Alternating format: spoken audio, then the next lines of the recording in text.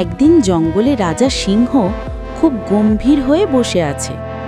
সব প্রাণী ভয়ে দূর দূর থেকে তাকিয়ে আছে, কারণ রাজার মন নাকি খুব খারাপ। হঠাৎ সিংহের নাকটা কেমন যেন সুরসুরি করতে লাগলো। সে জোরে জোরে নাক টানতে লাগলো, হো হো হো হো। সবাই ভাবল, ওরে বাবা, এখন বুঝি সিংহ গর্জন করবে। ঠিক তখনই হাচ্ছু এমন একটা বিশাল হাঁচি দিল যে বানর গাছ থেকে পড়ে গেল। হাতি ধপ করে বসে পড়ল, আর খরগোশ তো ভয় পেয়ে উল্টো দিকে দৌড় দিল।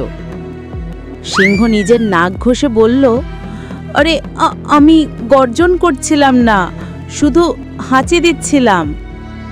সব প্রাণী একসাথে বলল, এই হাঁচিতেই এমন অবস্থা, যদি সত্যি গর্জাতে তাহলে জঙ্গলে উড়ে যেত। সিংহ হো হো করে হেসে উঠল, আর সেই দিন থেকে প্রাণীরা তাকে ডাকতে শুরু করল হাঁচু কুমার সিংহ।